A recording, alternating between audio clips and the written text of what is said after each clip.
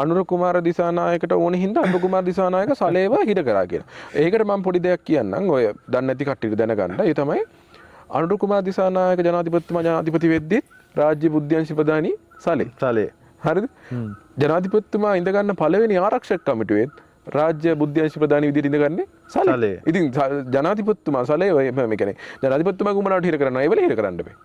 ඒ ගන්න වෙලාවක මම එතන එක තැනක හිටපු ගෙදරක මේ මාම කෙනෙක් එක්ක පොඩ්ඩක් හිතවත් වෙච්ච වෙලාවක මම ওই සිද්ධිය ගැන අහපු වෙලාවකදී අවුරුද්දකට විතර පස්සේ මාම කියපු දේ තමයි පුතා ඔය දවස් ටිකේ අපේ ගෙදරකින් ළඟ තියෙන ගෙදරකට මල ගෙදරකට යන්න මිනිස්සෙක් හිටියේ නැහැ කියලා. ඒ ඇයි?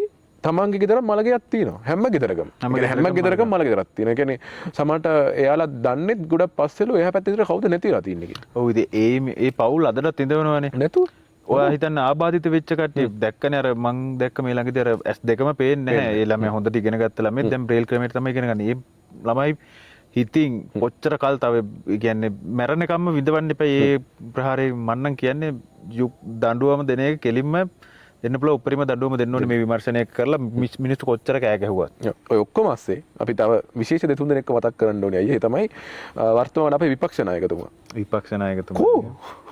මොකද්ද වෙලා තියෙන්නේ? ළඟදී නෑ නේද පේන්නේ. නැත්නම් සාමාන්‍යයෙන් කාලයකට සැරයක් ඇවිල්ලා මොකක් හරි අදාළම නැති ගොන් කතාවක් හරි කියනවනේ. එහෙම එකක්වත් ළඟදී දැක්කේ නෑ. ගොන් කතා කියන්න එපා අපේ විපක්ෂ නායකතුමාට. එහෙම නෑ. ඔයා මේ සමාජ සබ්ජෙක්ට් ගැන හොඳ ස්පෙෂලායිස් දැනුමක් තියෙනවා. මතක නම් ඔය පහුගිය යුද්ධ වෙලාවේ ගහපු මේ මිසයිල් ගැන මේක මොන මිසයිලයක්ද? සබ්මරීන් ගැන. ඔව් සබ්මරීන් එක මේක ඊට පස්සේ මොන බැලිස්ටික් සබ්මරීන් එකක්ද මේක අර සබ්මරීන් එකක්ද මේ සබ්මරීන් එකක්ද කියලා ප්‍රශ්න අහපු විපක්ෂ නායකතුමා සලේකේ මොන රාබුද කියනවත් අහන්නේ නෑනේ. රටක් හදන්න කඳක් එහෙම අවශ්‍යද? අවශ්‍යයිනේ. මොකද දන්නවද? මොලේ ගැන ප්‍රශ්නයක් නැහැ. මේ රටේ 2048 2050 වෙනකන් මොල ගැන ප්‍රශ්නයක් නැහැ. මොලේ ඉන්නවා. රනිල් වික්‍රමසිංහ කඳ තමයි මාරු කරන්නේ. අර දමනි කේස් වලට එහෙම ඒවට තමයි කඳ මාරු කරන්නේ. මොලේ ගැන එහෙම ගැටලුවක් නැහැ. අපිට 2048 විතර වෙනකන් මොලේ තියෙනවා. කඳේ තමයි ප්‍රශ්නේ තිබිලා තියෙන්නේ. දැන් කඳ තමයි රනිල්ගේ මොලේ ගෙනල්ලා බද්ද කරන්න ඕනේ. දැන් ඒ කියන්නේ ඇත්තටම කියන්නේ සජිත් ඇඟ තිබ්බට මොලේ නැහැ වගේ කේස් එකක් නේ කියන්නේ. ඒ කියන්නේ මෙහෙම අර අපි ඒ කියන්නේ සමහර විහිළු කරද්දී මේ තව එක්කෙනෙක් ඕන හිනවනේ. ඒ කියන්නේ කම්පෙයා කරන්න. ආන්න ඒක තමයි නවීන් දිසානායක කරන්නේ. ඒ කියන්නේ ඔයාට ඒ කියන්නේ රනිල් තරම් මොලේ නැති වුණාට ඔය කඳ හොඳයි. කඳ හොඳයි. ඔය සලේ බේර ගන්න හිටපු කට්ටිය ඇත්තට මේ මිනිස්සු අපි මල්ලි අදහන්න ඕනේ. මොකද මේ රටේ වෙන හැම ප්‍රශ්නයකදීම බාන්න හිට ගන්න කට්ටියනේ. උග්ගෝයි. මේ කියන්නේ කි. උග්ගෝයිගේ අර ඊට පස්සේ විමල් කොහෙද මේ තව සත්‍යග්‍රහයක් කරේ අධ්‍යාපන අමාත්‍යාංශය හැම තැනකම. ඇත්තට මේ මිනිස්සු 7-8 දෙනා තමයි මේ රටේ ප්‍රශ්න කතා කරන්නේ. දැන් ඉරාජ් නම් පොහොට්ටුවේ ඒ කියන්නේ බයි සමාජයේ ප්‍රධාන සමාජ මාධ්‍ය කරන මනුස්සයා. ඒ මනුස්සයා කැමති නෑ තමන්ගේ නායකයා නාමල් රාජපක්ෂ කියලා පිළිගන්නේ. ඔව්.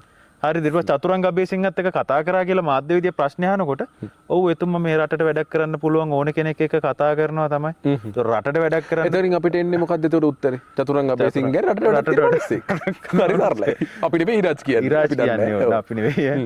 නේ ඇත්තටම 2029 වෙද්දී අනුර ජනාධිපතිතුමාට ඡන්දෙට ලොකුවට මහන්සි වෙන්න ඕන එකක් නැති මේ යන විදිහට ගියොත්. නැති වගේනේ. ඔව් මොකද මේ කොහොම සජිත් ප්‍රේමදාස අපේ නිත්‍ය විපක්ෂ නායකතුමා අපි ආදරේ අපි ආදරේ එතුමාට අපි එතුමා පරිස්සම් කරගන්නවා එතුමාගේ කඳ විශේෂයෙන්ම කඳේ ඉතින් මං කියනවාට ගෝඨාභය කරා නම් ඉරාජ් ඔළුවෙන් හිටන් නටනවා අයියා ෂුවර් ඉරාජ් ඔළුවෙන් හිටන් නටනවා කියන්නේ බැනර් ගහයි කිරිබත් කයි මේ සම්මිය අපි එලෙව්වා මෙහෙම කියලා PayPal ගන්නකෝ PayPal කියන්නේ ඉරාජ්ලගේ කැම්පේන් එක තිබ්බ මේන් මේකක්. ඒ කියන්නේ මේ ඉරාජ් මේ ළඟදී හොඳ වීඩියෝස් ෂෙයා වෙනවා මම ඊළඟ දවසක ගන්න ප්ලේ කරන්න. ඒ කියන්නේ අර ඉරාජ් නිකන් PayPal ලංකාවට ගේනා වගේ සීන් එකක් ඉරාජ් එක මාකට් කරනවා. හැබැයි දැන් PayPal ලංකාවට වැඩ. ලංකාවේ මිනිස්සුන්ට කවුරුත් මිනිස්සු ඒක ලොකුවට කතා කරන්නෙත් නැහැ. ඒක හරිය normalize දෙයක් කියලා normalize වෙලා තියෙනවා. අර ඒ තැනවලදී අපි සමහරවල්ලාට දකිනවා. ඒ කියන්නේ එයාලා මේ අර ඒ කියන්නේ වැඩේ කරලා පාඩුවේ ඉන්නවා. වගේ ඒක තමයි අපි අර කලින් කතා කරේ. දේශපාලනේ තාම ඒ කියන්නේ විපක්ෂ දේශපාලනේ කියන්නේ Facebook එකේ. ඒක මහ පොළොවට ගේන්න බෑ. හරි සරලට ගේන්න බෑ. ඔව්. This is .cast LK. අයිබෝන් මොහන්. අපි අද ඉඳන් අපි අලුත් වැඩක් පටන් ගන්නවා අපි .cast LK කියලා. ඉතින් අපේ ඉන්න මේක බලන කෙනෙක්ට අපි ඩොට්කාස්ට් කියන්නේ මොකක්ද කියලා පොඩ්ඩක් පැහැදිලි කරන්න බෑ. ඒක තමයි දැන් මේ වෙද්දී අපිට පේනවානේ මේ කියන්නේ සමාජය ගත්තම සතිය නිකන් දේවල් ප්ලේ වෙනවා කියලා එලි. අන්න ඒ කරන ඩොට් ටික ලින්ක් කරන එක තමයි අපි මේ වැඩේදී ඉස්සරහට කරන්න බලාපොරොත්තු වෙන්නේ. ඉතින් දැන් පහුගිය සතියේ කොහොමද ඉතින් සෝෂල් මීඩියා වල එහෙම පාවිච්චි කරද්දී මොනවද සාමාන්‍ය තිබ්බේ අපිට කතා කරන්න? සලේ තමයි ඉතින් මේ සතියේ මාතෘකාව වෙලා තියෙන්නේ. ඔව් මං කියන්නේ පාස්කු ප්‍රහාරය නේද සම්පූර්ණ සිද්ධිය ගත්තා. ඔව් සලේ මොකද මේ සලේව අත්තඩංගුවට අරන් ගොඩක් කල් තියන් හිටියා. නමුත් එක පාටම මේ සලේ බේරගන්න නේද පහුගිය සතියේ පොඩ්ඩක් සලේ බේරගන්න ඕනුනා කට්ටියකට මේ ගෝඨාභයගේ විදේශ ගමන් තහනම ආවට පස්සේ තමයි එක පාට පතෝලයි මොනවාද රාබුයි බතුයි කන්න රාබුයි බතුයි කන්න ඕනේ. රයිට්. ඉතින් අපි මෙහෙම පටන් ගත්තොත් දැන් මොහන් සාමාන්‍යයෙන් කියන්නේ අපි නිකන් ආය ආපස්සට ගියොත් දැන් පාස්කු ප්‍රහාරය කියන එක මේ කාලේ පුරාටම දැන් ආය කතා වෙන මාතෘකාවක් විදිහට ඇවිල්ලා තිනවා එළියට. එතකොට ඒකත් එක්ක ඔයාගේ මතකයේ කොහොමද මං කියන්නේ 2019 අප්‍රේල් 21 පාස්කු ප්‍රහාර විද්‍යාව කොහෙද හිටියේ සාමාන්‍ය එක නිකන් ඒ වගේ දෙයක් වුණා කියලා ආරංචි වුණා. වට දැනෙච්ච මුල්ම හැඟීම කොහොමද? ඒක නම් ඉතින් ඇත්තටම මාර ෂොක් එකක් තමයි දැනුනේ මල්ලි. මොකද අපි දැන් යුද්ධ නැවැත්තුවට පස්සේ 2009 යුද්ධය වුණාට පස්සේ ආපහු නැවත ඒ වගේ ත්‍රස්තවාදී ප්‍රහාරයක් ලංකාව ඇතුලේ වෙයි කියලා අපි හීනකින්වත් හිතලා තිබ්බේ නෑනේ. නමුත් එකපාරට මෙන්න මෙහෙම බෝම්බ ගහලා පල්ලිවල ගහලා තියෙදි අර ඒ දවස්වල රටේ මේ අන්තවාදී ජාතිවාදී දෙයක් පතුරලා තිබ්බ හින්දා ඒ දවස්වල ඒක ඒ පැත්තටම නේද ගියේ. ඒ කියන්නේ ඇත්තටම අපිට වුණත් හිතුනේ මේක ඇත්තටම මේ මුස්ලිම් අන්තවාදීන් පිරිසක් තමයි මේ එල්ල කරේ මේ ත්‍රස්ත ප්‍රහාරය කියලා. ඉතින් අර අද විමර්ශනයන් කරනකොට තමයි තේරෙන්නේ මේක පිටිපස්සේ එක බලවේගයන් තියෙනවා. බුද්ධ්‍යංශ ප්‍රධානීන් පවා ඉන්නවා කියලා. ඉතින් එදා ඇත්තටම මේකේ මාර කනගාටුදායක නිකන් අපි ෂොක් වුණා වගේ දෙයක් වුණේ. මොකද ආයි මේ රටේ යුද්ධයක් පටන් ගන්න දෙයන්නේ ආයි මේ රට කැළඹෙන්න දෙයන්නේ වගේ දෙයක් තමයි අපිට නම් මට නම් දැනුනේ පුද්ගලයෙක් වශයෙන්. හොඳ මම පර්සනලි මගේ ওই සම්බන්ධයෙන් තියෙන අත්දැකීම ගැන කිව්වොත් අයියා මම 2019 අප්‍රේල් 21 වෙනිදා ඔය කියන සිද්ධිය වෙද්දි මම උසස් පෙළ කරන්නේ. එතකොට මම හිටියේ මගේ කියන්නේ ක්ලාස් එක නුවර. එතකොට ඔය ඉන්න වෙලාවේ දැන් අපි අර ෆෝන් එක පාවිච්චි කරන ක්ලාස් එකේ ඉන්නකම අන්න ඒ වෙලාවේ තමයි මේ මම දකින්නේ සෝෂල් මීඩියා වල මෙන්න මෙහෙම කලබලයක් යනවා මෙහෙම බෝම්බයක් එල්ල කරලා තියෙනවා කියලා පළවෙනි සිද්ධි විච්ච වෙලාව මම කියන්නේ. ඒ වෙලාවේ මම ඒක මගේ පන්තියේ උගන්වගෙන හිටපු සරට පෙන්නනවා මෙහෙම දෙයක් එළිය වෙනවා කියලා යනවා කියලා. මට තාම මතකයි. එතකොට අපි නුවර ඉද්දි ක්ලාසස් ඔක්කොම ඒ වෙලාවේ සම්පූර්ණයෙන් වැහුවා. වහලා ළමයිව ගෙදර යවන්න කියලා මම හිතන්නේ ඒ වෙලේ මේ ලොකුවට දැන් ඒක හරි පොඩි කාලයක් ඇතුළත මම කියන්නේ පැය භාගයක් වගේ ඇතුළත මම හිතන්නේ තැන් දෙකක වගේ පුපුරලා තිබ්බා. ඊට පස්සේ පැය දෙක තුනක් වගේ කාලයක් ඇතුළත තැන් 7-8ක් වෙනකම් ඔක ඩිවෙලොප් වුණා. මට පස්සේ මතකයි දෙහිවල ඔය තදාසන්න තැන්වල. එතකොට මට මතකයි මම ඔය නුවර මේ අයිය දන්නේ නැති ඔය මාලිගාව ඉස්සරහ කෙලින්ම පාර තියෙනවනේ ට්‍රින්ටි එක පැත්තට. ඔව්. ඔය පාරේ අපි එද්දී මේ දල්දා මාලිගාවට දාලා තිබ්බ මම හිතන්නේ ස්කොඩ් එකක් සාමාන්‍යයෙන් මිනිස් මේ අපේ හමුදාවේ අය 300ක් 400ක් විතර. මොකද එයාලට බයක් තිබ්බා ඊළඟ ඇටැක් එක එන්න පුළුවන් ඉන්නේ මාලිගාව සහ ඒ කොහේ හරි කිට්ටුව කියලා යන වෙලාවලටනේ ගැහුවේ මුලින්ම. ඔව්. එතකොට අර ඒ කියන්නේ ඒ දවස්වල තිබ්බ ප්‍රශ්න ටිකත් එක්ක අපිට හරි ඒ කියන්නේ ඒක අලුත් අත්දැකීමක්නේ. ඒ කියන්නේ දැන් අයියලාගේ ජෙනරේෂන් එකත් තමයි හරි යුද්ධය අත්විඳලා තියෙනවා. ඒ දේවල් එක්ක ඔයාලට ඒ සම්බන්ධයෙන් මොකක් හරි විදියක පොඩි හරි අයිඩියා එකක් තියෙන්නේ නැති. නමුත් අපිට අර ඒක පොඩ අලුත් දෙයක්. එතකොට ඒකත් එක්ක මේ අර අයියා කිව්වා වගේ එකපාරට ෂොක් එකක් ආවා. මම ඒක ගැන ඇහුවෙත් අයියා මේ දැන් පහුගිය දවස්වල ඔය වෙන සිද්ධිත් එක්ක වැත්තම නිකන් අයියට හිතෙන්නේ නැද්ද මිනිස්සු නිකන් පාස්කු ප්‍රහාරය නිකන් අමතක කරලා සහ මිනිස්සුන්ට අමතක කරන්න try කරනවා වගේ දෙයක්. මිනිස්සු අමතක කරලා කියන්නේ ලංකාවේ මිනිස්සුන්ට කොහොමත් සාමාන්‍යයෙන් දෙයක් අමතකෙන්ද අරගලයක් කරා කියලාත් මිනිස්සුන්ට මතක නැහැ. රට කඩන් වැටුනේ කිසි දෙයක් මතක නැහැ. ඒක මතකයි නම් මේ දැන් සමහර කෑ ගහන මිනිස්සු එළිය ඉන්න දියුකුත් කෑ ගහන මිනිස්සු එළිය ඉන්න දියුකුත් නැහැ. ඔහොම සත්‍යග්‍රහ කරන්න වෙන්නේත් නැහැ. ලංකාවේ මිනිස්සුන්ට හරි දේවල් මතක තියෙනවා නම්. ඔව්. ඉතින් අර දැන් ඒ දවස්වල තිබ්බ රැල්ලත් එක්ක ඔයාට මතකයිද ඒ දවස්වල ශාෆි ડોක්ටර් ශාෆිගේ කේස් එක ආවා. ડોක්ටර් ශාෆිගේ කේස් එකත් එක්ක මේ මහ විශාල මුස්ලිම් අන්තවාදයක් තියෙනවා කියලා එක පැත්තකින් පෙන්නුවා. ඊට අමතරව ඔය තෙල් දෙනිය අවට මුස්ලිම් වෙනම කෝලාහලයක්. බුදු පිළිම කඩන සිද්ධි වගේ දේවල් සිංහලේ කියයි බුදු බල සේනා කියයි ගලගොඩ අත්තේ ඥානසාරලා හැම සෑහෙන දෙයක් කරානේ වඳ කොත්තු ගැන නම් මනන් කියලා ඒ ඔක්කොමත් එක්ක තමයි මේ පාස්කු ප්‍රහාරය ගැලපෙන්නේ කියලා ඔයාලට හිතෙන්නේ. ඔයාලට හිතෙන්නේ නැද්ද? ඒ කියන්නේ ඔක්කොම අන්තවාදයක් තියෙනවා කියලා. ඒ කියන්නේ ඒ සිද්ධිය වෙන්න අවශ්‍ය කරන බෑග්ග්‍රවුන්ඩ් එක ඒ වෙලාවෙත් හිතෙන හදලා තිබ්බේ වගේ දෙයක් නේ. ඔව් දැන් එතකොට දැන් අර අපි කතාව පටන් ගත්ත තැනට ගියොත් අයියා දැන් අපි දැන් මේ සතිය මාතෘකාව හින්දා අපි ඒක එතනින් පටන් ගමු. සලේ කියන කාරණාව ගත්තම සුරේෂ් සලේ කියන්නේ ලංකාවේ හිටපු බුද්ධි ප්‍රධානී. එතකොට ඔහුව අපේ ලංකාව දැනට පවතින නීතිය යටතේ ත්‍රස්තවාදී වළක්වා ගැනීම පනත යටතේ මෙහෙ වෙද්දී ඩීఓ කරලා ඇතුලේ එයාව ඒ ප්‍රශ්න කිරීම සිද්ධ වීම තමයි තියෙන්නේ. එතකොට අයියේ කලින් කිව්වත් වගේ දැන් සලේ කියන පුද්ගලයා ඒ PTA එක යටතේ අත්අඩංගුවට අරගෙන දැනටත් දවස් 90කට වැඩිය වැඩි කාලයක් ගෙවිලා තියෙනවා. හැබැයි ওই දවස් 90ෙම අපි දැක්කේ නැහැ සලේගේ බිරිඳ සලේ බලන්න යනවා ටීවී එක අපි දැක්කේ නැහැ. සලේගේ පුතා සලේව බලන්න යනවා දැක්කේ නැහැ. ඊට පස්සේ සලේගේ මල්ලි කියලාගත්ත කට්ටිය දැන් සලේගේ අම්මා සලේගේ ලොකු ප්‍රමාණයක් දැන් කට්ටිය යනවා මේක ලොකු අවධානයක් ඇවිල්ලා තියෙනවා. එතකොට මේකත් එක්ක මේ බොහෝ දෙනෙක් කියන කාරණාව සහ දැන්ට ඒ කියන්නේ අපිට තේරෙන දේ තමයි මේක වෙන්න මොකක් හරි අර ඒ කියන්නේ ඒක ඔය එළියට දැන් වෙන්න මොකක් හරි පත්තු වුණා වගේ දෙයක් නේ. මේ කියන්නේ නිකන් එක පාට කට්ටිය නිකන් කෑ ගහලා දඟලනවා වැඩි වගේ දෙයක් අපිට තේරෙනවා. ඇයි මෙයාලා මෙච්චර මේ දේ වෙනුවෙන් කෑ ගහන්නේ කියලාත් ප්‍රශ්නයක් තියෙනවා නේද? මොකද ඒ කියන්නේ දැන් උදේගම්මන් පිළලා වේවා විමල් වීරවංශලා වේවා මේ පාස්කු ප්‍රහාරය සම්බන්ධයෙන් මේ යුක්තිය ඉටු කරනවා කියලා බලය ගත්ත මිනිස්සුම ඇයි දැන් මේකේ විමර්ශන කරද්දි මෙච්චර කෑ ගහන්නේ කියලාත් ලොකු ප්‍රශ්නයක් තියෙනවා නේ රටේ මිනිස්සුන්ට. දැන් අපි දැක්කා දැන් අද උදේ සෝෂල් මීඩියා බලද්දි දැක්ක 2019 එක තැනකදී විමල් වීරවංශ වොයිස් කට් එකක් දීලා තිනවා. ඒ වොයිස් කට් එකේ තියෙනවා මේ පාස්කු ප්‍රහාරය සම්බන්ධයෙන් දේශපාලන අධිකාරී වේවා ඊට පස්සේ හමුදාව ඉහළ තැන්වල වැඩ කරන නිලධාරීන්ව මේ ඕනම කෙනෙක්ට කිසිම දෙයක් සලකන්නේ නැතුව නීති ක්‍රියාත්මක කරන්න මෙහෙමයි කියලා. දැන් එහෙම කිව්ව විමල් වීරවංශලා කොටු ඉස්සරහා කොටු ඇවිල්ලා දැන් අර විදිහට මෙහෙම දැන් විමල් වීරවංශ කියන චරිතය ගත්තම අයියා විමල් වීරවංශ ටික ටික එන්න පරිහානියට වෙමින් යනවා කියන එක අපිට තේරෙනවා. ඒක අපි තේරුම් ගන්න ඕනි. මොකද දැන් සරලවම කිව්වොත් විමල් වීරවංශ කියන්නේ ජවිපේ කඳවුරේ නියෝජනය කරපු ඒ කාලේ මම හිතන්නේ සෑහෙන ලොකු තැනක් දිනාගෙන හිටපු ජවිපෙත් සෑහෙන ළඟ හිටපු කෙනෙක්. දැන් සරලවම කතාව කිව්වොත් අයියා නිකන් අපි හිතමුකෝ දැන් විමල් වීරවංශ ඇවිල්ලා ඒ කියන්නේ ඒ දේශපාලන කඳවුරම දිගටම නියෝජනය කරගෙන හිටියනම් අද වෙද්දි සමාට අගමැති වෙන්න තිබ්බා. අද වෙද්දි කැබිනට් ඇමති කෙනෙක් වෙන්න තිබ්බා. සමහරවිට ජනාධිපති වෙන්න තිබ්බා. කවුද දන්නේ? ඉතින් එතකොට දැන් එහෙම හිටපු කෙනා තමන් එකට හිටපු මිනිස්සයා අපේ වර්තමාන ජනාධිපති අනුර කුමාර දිසානායක මහත්තයා ජනාධිපති වෙලා ඉද්දී තමන්ට අඩුම ගානේ ප්‍රාදේශීය සභාවක මන්ත්‍රී ධූරයක්වත් නැති තැනකට විමල් වීරවංශ පත් වෙලා තිනවා. නිකන් බලන්න විමල් වීරවංශ මොකක් හරි කතාවක් කියද්දි විමල් වීරවංශගේ මූණේ එක්ස්ප්‍රෙෂන් ඊට පස්සේ බොඩි ලැන්ග්වේජ් එකේ තියෙනවා අර පොඩි මේ කියන්නේ නිකන් දුකක් නේ නිකන් පොඩි අවුලක් තියෙනවා කියලා ඉරිසියාවක් ඊට පස්සේ ඊට අමතරව නිකන් අර නිකන් මේ අර අපි කියන්නේ මොකද නිකන් අර දේශ සහගත විදිහට දේවල් කියන එක දැන් අපි දැක්කා.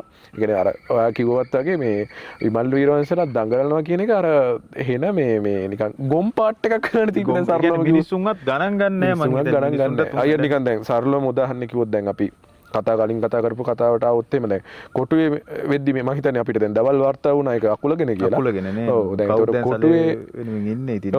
ඔව් දැන් ඔය යන වැඩේට උනත් අයියා හිතන්නේ දැන් ඒ කියන්නේ මිනිස්සු ඔක ගණන් ගන්න නැති හින්දා නේ ඔය කට්ටිය ඔක් කරගෙන ඉන්නේ. දැන් ඇත්තටම පොලිසිය නිලධාරී එහෙම නැත්තම් ඔය මිනිස්සු ගහලා මිනිස්සු කොපන්නනවා. අනිවාර්යයෙන්. දැන් මම හිතන්නේ දෙන්නෙක් හරි තුන් දෙනෙක් අපි දැක්කනේ දැන් ඊයේ පෙරේදා. ඔව් අපිට වාර්තා වුණානේ එතකොට මිනිස්සු එයාලගේ විරෝධතාවය ප්‍රකාශ කරා. එතකොට දැන් විමල් වීරවංශලා ගම්මන් පිල්ලා වගේ මිනිස්සු ඒ කියන්නේ මිනිස්සු ඇත්තටම මිනිස්සු දැන් එයාලා දේශපාලන ඉවර කරානේ. දැන් අවුරුදු 1කමාර විතර කලින්. එතකොට මෙයාලා මේ විදිහට එකතු වෙන්නේ මෙයාලා මේ විදිහට එකතු වෙන්නේ ඇත්තටම සලයට තියෙන ආදරයටද කියලා හිතන්නේ.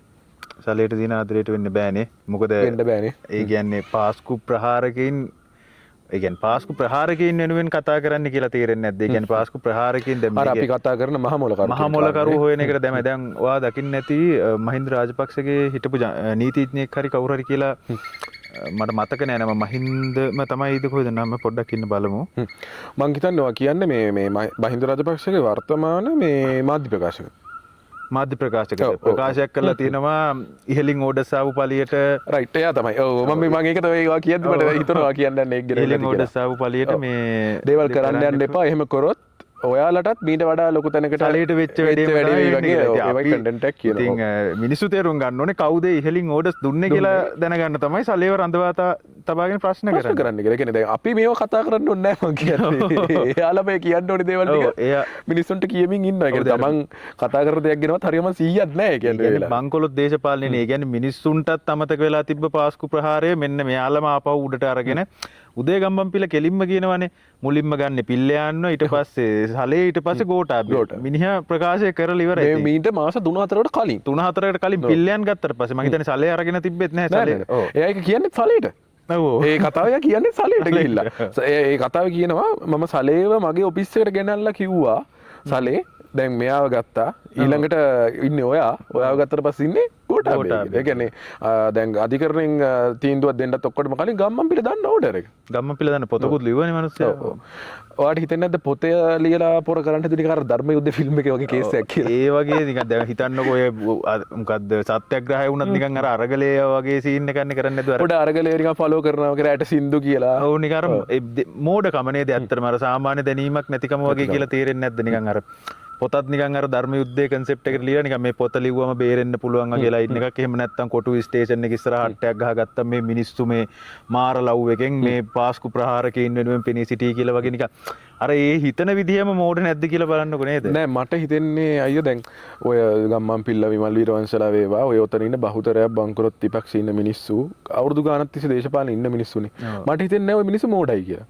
හැබැයි මිනිස්සුන්ට මේ වෙලාව වෙන කරන්න විකල්පයක් නැහැ නේ. දැන් මෝඩත් නෙමෙයි ඒක අර දැන් ඔයා බලන්න ගම්මන්පිල අනිවාර්යෙන්ම සතියකට සැරයක් වොයිස් කට් එක නැද්ද? දෙනවනේ.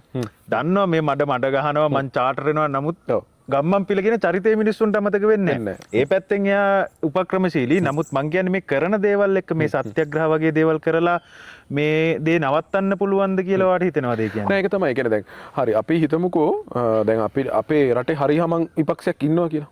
එතකොට දැන් හරි මේ වෙද්දී දැන් පාස්කු ප්‍රහාරය කියන්නේ අයියා එක පැත්තකින් ගත්තා මේ රටේ ඡන්ද පොරොන්දුව. ඒ කියන්නේ ඒක ඡන්ද කැම්පේන් වලදී දීපු ඡන්ද පොරොන්දුව. විකුණගෙන කාපු එකක්. ඒ කියන්නේ ඒක කලින් බලයට එන්න කට්ටිය ඒක පාවිච්චි කරා. සහ වර්තමාන රජයත් බලයට එන්න කලින් දීපු පොරොන්දුවක් අනිවාර්යෙන් පාස්කු ප්‍රහාරයට අකායට ඒ සාධාරණය කරනවා කියන කාරණේ. එතකොට දැන් එහෙම කියලා බලයට ආවට පස්සේ දැන් වර්තමාන ජනාධිපතිතුමා මේකේ ඒ කියන්නේ සෑහෙන දුරක් කම්ප්ලීට් කරලා තියෙනවා කියලා මම කියන්නේ දේශපාලනේ පස කරලා බැලුවත් බහුතරය මිනිස්සුන්ට තේරෙනවා මේක දැන් සෑහෙන සාධනීය විදිහට යනවා කියලා. ඔව් ඉතින් දැන් අපිට දැන් මීට කලින් ওই දේ කරන්න තිබ්බේ නැද්ද? දැන් අවුරුදු 7ක් විතර වෙනවනේ අයියා අපි. කලින් ඉතින් දැන් පේන විදිහට ඉතින් මීට කලින් ආණ්ඩු කරපු කට්ටිය මේක කරනවා කියලා බලයට ආපු කට්ටියම මේ දෙයට සම්බන්ධයි වගේ දෙයක් හිතෙනවා නේද? ඒකටවත් කරන්නේ නැහැ නේ මේක ඉතින්. ඔව්. එතකොට දැන් තමන් වැරද්ද කරලා තමන් විසින් තමන්ව අල්ලගන්න බෑනේ. තරුණවම කිව්වොත්. එතකොට අර DNA ටෙස්ට් එකේ කතන්දරේ මතකද සාරා ජෙස්මින්ගේ එතකොට සාරා ජෙස්මින් කියන්නේ සයින්දු මරුදු පිපිරීමේදී ජීවිතක්ෂයට පත් වුණ මේ ඉස්ට් ඇටැක් එකට සම්බන්ධ කාගේරි වයිෆ් කෙනෙක් නේද? වයිෆ් කෙනෙක්. මැරුණගේ බ්ලාස්ට් එකකින් මැරුණ කියලා තමයි මුලින්ම කිව්වේ. ඊට පස්සේ බොඩි එක හොයාගෙන තිබ්බේ නැහැ. ඊට පස්සේ සාරා ජෙස්මින්ගේ බොඩි එක කියලා බොඩි එකක් අරගෙන DNA ටෙස්ට් එක දෙපාරක් කරලා තිනවා. දෙපාරම සාරා ජෙස්මින්ගේ බොඩි එක නෙවෙයි කියලා තමයි කියලා තියෙන්නේ. ඊට පස්සේ සුරේෂ් සලේ ඔය මං හිතන්නේ CID අධ්‍යක්ෂකවරයා හිටපු පොලිස්පති තමයි මේ කට උත්තරේ දෙන්නේ. සුරේෂ් සලේ සහ ගෝඨාභය ජනාධිපතිතුමාගේ බලපෑම යටතේ කරපු තුන්වෙනි DNA ටෙස්ට් එකේදී ඒක පාටම සාරා ජෙස්මින්ගේ බොඩි එක තමයි කියලා නිකන් අර පුදුම දේවල් උතලා ඔය කියන්නේ ඒකට මේ ඔය අයියා කියන කතාවේදී ඒක පැහැදිලිව මේ සාක්ෂි දීපු කට්ටිය කියලා තිනවා මේ තුන්වෙනි DNA පරීක්ෂණය සඳහා සුරේෂ් ශාලේ විසින්ම ඒකට මැදිහත් වෙලා තිනවා කියලා. පර්සනලි ඒකට මැදිහත් වෙලා තියෙනවා. ඒතකොට අර ඔයා කියපු කතාව දැන් අර කලින් හිටපු කට්ටිය මේක හොයන එක කෙසේ වෙතත් කලින් හිටපු කට්ටිය මේ විමර්ශනය නිකන් වෙන පැත්තකට ගෙනියන්න නොමග යවන්න වගේ නේද කටයුතු කරලා තියෙන්නේ. ඔව් දැන් අපි පාස්කු ප්‍රහාරය ගැන අද දැන් මේක අපි කතා කරනා වගේම දැන් අපි දැක්කා ඊයේ පෙරේදා ඒ කියන්නේ ඒත් එක්ක සමගාමී වෙන තව පරීක්ෂණ ගොඩක් තියෙනවා දැන් මේ වෙද්දි. එතකොට ඊයේ සරණ ගුණවර්ධන ඇමතුමා හිටපු ඇමතුමාවත් අත්අඩංගුවට ගත්තා. දැන් අදත් කවුරු හරි ඔව් අද හිටපු දකුණු පළාතේ මහ ඇමතුමා අත්අඩංගුවට ගන්නවා. එතකොට ඒ වගේ නීතිය ක්‍රියාත්මක වෙනවා කියලා අපිට පේනවා. හැබැයි දැන් ඔය සරණ ගුණවර්ධනට තියෙන චෝදනාවම 2021 දී මට මතක හැටියට ගෝඨාභය රාජපක්ෂ විසින් ඔහු නිදහස් කොට නිදහස් කරනවා. ඒ කියන්නේ අපිට තේරෙනවා එතන මොකද්ද ප්ලේ වෙමින් තිබ්බේ කියන එක. ඔව් දැන් ඉතින් මහින්දානන්ද අලුත්ගමගේ වුණත් ඔය නඩුවේ තීන්දුව මං හිතන්නේ නැහැ ඒ වගේ ආණ්ඩුවක් තියෙනකොට හම්බුනොත් එහෙම ඇතුළට දායි කියලා. ඔව්. ඒ කියන්නේ එයාලත් එක්ක එකට දේශපාලනය කරපු එකට හොරා කාපු මිනිසුන් ඇතුළට දාන්න බෑනේ අයියේ. ඒතකොට ඒකත් එක්ක එයාලා ඒ විශේෂයෙන් ඔය පාස්කු ප්‍රහාර සම්බන්ධයෙන් ගත්තොත් එimhe පහුගිය දවස්වල ආරංචි වෙච්ච දෙයක් තමයි 2020 සිට 22 කාලය සහ 22 සිට 24 කාලය. කියන්නේ මම කියන ගෝඨාභය ජනාධිපතිතුමා හිටපු කාලය සහ රනිල් වික්‍රමසිංහ ජනාධිපති හිටපු කාලය තුල පාස්කු ප්‍රහාරය සම්බන්ධ තිබ්බ සමහර ලිපිගුණු සමහර සාක්ෂි අතුරුදහන් වෙලා තියෙනවා සහ ඒවට ඩිරෙක්ට්ම මේ ඒ උඩ ඉඳන් අර කලින් අර අපි කතා කරා වගේ ඕඩර්ස් දෙන කට්ටිය සම්බන්ධම ඒ දේවල් අයින් කරලා තියෙනවා. මේ පාස්කු ප්‍රහාරයේ විමර්ශන නොමග යවන්න තමයි යාලා කටයුතු කරලා තින්නේ. ඒතර දැන් මේ හරි ට්‍රැක් එකේ යනකොට ඉතින් ගම්මන්පිල්ල වීරවංශලා කෑ ගහන එක සාධාරණයි. කෑ ගැහුවේ නැත්තම් ඉතින් ඊළඟට දැන් ඔයාලට හොඳට මතකයි දැන් ඔය කියන විදිහට ඔකට ගෝඨාභය සම්බන්ධයි නම් ගෝඨාභයව ජනාධිපති වෙන්න කරන්න ප්‍රධාන වශයෙන්ම මහන්සිුනේ කවුද? ගම්මන්පිල වීරවංශ ඔය සෙට් එකනේ මහින්ද රාජපක්ෂ 2015 පැරදිලා ගියාට පස්සේ ආපහු මහින්ද සුළඟ ගේමු අරකයි මේ කියලා. ඉතින් ඒ සෙට් එකම නෙවෙයිද දැන් මේ සුරේෂ් සලේ වෙනුවෙන් කතා කරන්නේ. අනික සුරේෂ් සලේ වෙනුවෙන් ගම්මන්පිලල උද්ඝෝෂණ සත්‍යග්‍රහ කරනවා. සරත් ෆොන්සේක වෙනුවෙන් කවුරුවත් කරාද? දැන් සුරේෂ් සලේ නම් අත්අඩංගුවට අරගෙන තියෙන්නේ ප්‍රබල සාක්ෂි තියෙනකොට චෝදනා තියෙනකොට ජනාධිපතිවරයාගේ තියෙන බලතල අනුව ත්‍රස්තවාදී වැළැක්වීම පනතෙන්නේ ඩීఓ ගහලා රඳවා තබාගෙන ප්‍රශ්න කරන්නේ. ෆොන්සේකව මං හිතන්නේ කිසිම චෝදනාවක් නැතුව ස්කොඩ් එකක් පිටින් ගිහිල්ලා අරන් ගිහිල්ලා මම හිතන්නේ ඒකට ඒ කියන්නේ චෝදනාව කෙසේදත් ඒකට මේ නිකන් අපිට දෙනිච්ච හේතුව තමයි තමන් එකට කාලා බිල යුද්ධ කරපු කෙනා තමන්ට විරුද්ධව දේශපාලනිකව ඉදිරිපත් වෙච්ච එක. අනික ඒ කියන්නේ දැන් මං කියන්නේ මේක කොච්චර මේ සලේ වෙනුවෙන් කතා කරන කට්ටිය කොච්චර මේ අසාධාරණද කියන්නේ. ඒ මනුස්සයාට එහෙම චෝදනාවක් නැතුව ස්කොඩ් එකක් පිටින් අරන් ගිහිල්ලා මුලින්ම මං හිතන්නේ රිමාන්ඩ් එකටත් නෙවෙයි දැන් මුලින්ම නේවි කැම්ප් එක තමයි මේ ෆොන්සේකව රඳවලා තිබ්බේ. ඊට පස්සේ අත්අඩංගු ඉද්දි තමයි චෝදනා හොය මොකටද හිර කරන්න කියලා හොයන්නේ හිරගත කරලා පස්සේ ඉතින් එතකොට මේ රණවිරුවෝ ගැන කිසිම දෙයක් කරපු නැති කට්ටිය අද මේ සලේ නීති අනුකූල ක්‍රමයක් යටතේ අත්අඩංගුවට අරගෙන ඉන්නකොට කෑ ගහන එක ඉතින් හරිම ඔව් ඒ කියන්නේ එකෙන් පෙන්නනවා මේ ඒ කියන්නේ ඉස්සරහට වෙන්න තියෙන්නේ මොකද්ද සහ මොකද්ද ඇතුලෙන් ප්ලේ වෙන්නේ කියන එකනේ. ඇතුලෙන් ප්ලේ වෙන්නේ. ඔව් එතකොට දැන් අපි සරත් ෆොන්සේක හොඳ පොයින්ට් එකක්. ඒ කියන්නේ අපි දැන් සරත් ෆොන්සේකව මෙතනට සම්බන්ධ කරගත්ත එකත් එක්ක ෆොන්සේක කෙලින්ම කියලා තියෙනවා හැබැයි. කියලා තියෙනවා. ඔව් මම දැක්කා ඊයේ පෙරේදත් ප්‍රකාශයක් දීලා තියෙනවා. ඒ කියන්නේ සලේ කියන පුද්ගලයා සම්බන්ධයෙන් මේ ගෝඨාභයගේ නිකන් ඇත්තරම ඒ කියන්නේ වහලෙක් වගේ වචනයෙන් පාවිච්චි කරනවා. ඒ කියන්නේ අර දෙයක් කියලා කරව ගන්න පුළුවන් මට්ටමින් සලේ කියන කෙනා හිටියේ නැත්නම් එයාට කිසිම මේ අර හමුදා නිලධාරියෙක් විදිහට ගෝඨාභයගෙන් අහලා වගේ ඒක පොඩ්ඩක් ඒක සෑහෙන මේ වෙලාවේ ප්ලේ වෙන දේවල් එක සෑහෙන දැඩි ප්‍රකාශයක්. ඔව් සලේ ඉන්නවනම් ගෝඨාභයත් ඉන්නවා කියලා තියෙනවා. ඒ කියන්නේ සලේ තමයි පශ්චාත් භාගය ගෝඨාභය තමයි මොලේ කියලානේ ඕක කියන්නේ. ඔව් මං කියන්නේ අර ඔය දැන් ඇත්තටම ඕකේ දැන් ඇතුලේ තව කෝඩ්ස් යනවා වෙනම දැන් ඔය කියන්නේ ඒක තැනකදී කියනවා මේ අර නම කතා කරන්නේ නැතුව ඒ කියන්නේ එයාලා විවිධ මේ කෝඩ්ස් පාවිච්චි කරලා තියෙන උතන කතා කරන දැන් ඒකේ එක තැනක තියෙනවා ඇල්ෆා කියලා. ඒ කියන්නේ ඇල්ෆා කියන්නේ මේ මහමොල කරු කියන එක. ඔව් එතකොට දැන් මෙතනදී දැන් ඇත්තටම ඉස්සරහට විසඳ ගන්න තියෙන්නේ ওই කාරණේ තමයි. ඒ කියන්නේ සල්ලේ හරහා ඇල්ෆා කවුද කියලා. ඇල්ෆා කවුද කියලා. දැන් මම දැක්ක ඔකට හොඳ උදාහරණයක් එක්ක පැහැදිලි කිරීමක් කරලා තිනවා SL log එකේ බෲනෝ. ඒකට බෲනෝ එක තැනකදී කියනවා මේ සලේ කියන කෙනාව කිසිම ආණ්ඩුවකින් ඒ කියන්නේ එහෙම හිර කරයි කියලා බලාපොරොත්තු නැහැ කියලා. ඒ කියන්නේ සලේ කියන පුද්ගලයාට තියෙන බලය සහ ගෝඨාභය රාජපක්ෂ පවුල කියන එකත් එක්ක. එතකොට දැන් මෙයාව හිර කරනවා කියන එකත් එක්ක එතනදී බෲනෝ කියනවා මේ අර අපි එහෙම කවුරු හරි කෙනෙක්ව බිත්තියට හේතු කරාට පස්සේ ඒ මිනිස්සු අපිට ගහන පාරවල් මේ හැම වෙලේම ශිෂ්ට සම්පන්න වෙන්නේ නැහැ. මේ ඒ ගහන පාරවල් තමයි අපි දැන් මේ භුක්ති විඳින්න ඉන්නේ මම කියන්නේ. එතකොට ඒක ආණ්ඩුවටත් ඒ රිස්ක් එක තියෙනවා හැම වෙලේම. මේ කරන වැඩේ සම්පූර්ණයෙන්ම කරලා ඉවර වෙනකම්ම මෙයාලා මේ වගේ මොනවා හරි දෙයක් එළියේ කරමින් තමයි ඉන්නේ. ඉතින් එයාලා ඒ දේ කරන්න එපා. ඉතින් දැන් කවුද තමන්ට විරුද්ධව තමන් හිරේ යන්න ඉන්නවා වගේ දෙයක් දැනෙනකොට කලබල වෙන්නේ නැහැ නේ. ඉතින් අර දැන් හිතන්නකෝ ගිලින්න යන මිනිහා පිදුරු ගහෙත් එල්ලෙනවා වගේ වැඩක් නෙවෙයි කරන්නේ. ඉතින් ඇත්තටම කොහෙන් හරි මොකක් හරි කරලා මිනිස්සු ටිකක් කුලප්පු කරලා කලබලයක් හරි ඇති කරලා කොහෙන් හරි නිකන් බේරෙන්න ක්‍රමයක් හොයනවා වගේ තමයි පේන්නේ නේද?